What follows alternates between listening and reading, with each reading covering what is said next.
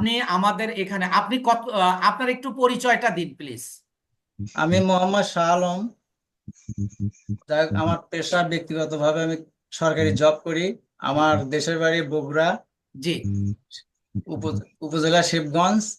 আচ্ছা, আপনি কততম ব্যাচের স্টুডেন্ট?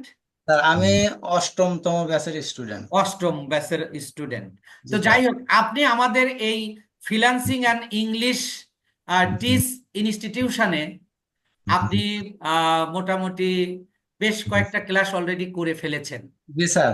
তো আপনার আমাদের শেখানোর পদ্ধতি এবং আমাদের আহ, আমাদের সিস্টেম আপনার কেমন লেগেছে?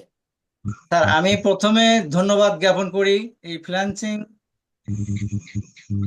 And English teach by Shihab Saikat sir. আমি প্রতিষ্ঠানকে ধন্যবাদ জানাই এবং ধন্যবাদ এবং আরো অভিনন্দন জানাই আমার শ্রদ্ধেয় স্যারকে।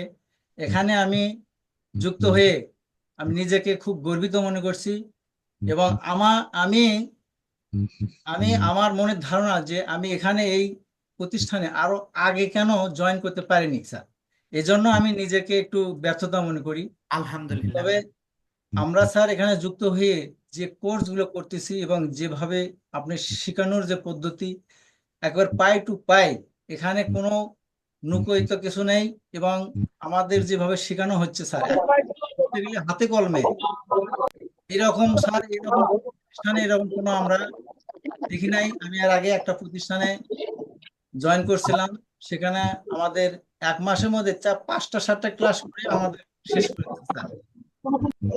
আচ্ছা, এরকম একটা প্রতারিত হয়েছি, কিন্তু আপনার এখানে স্যার আমরা যেভাবে আপনি কি মনে করেন আপনি কি মনে করেন যে আসলে এখান থেকে আপনি কোর্স শেষ করলে এই সেক্টরে সফল হতে পারবেন?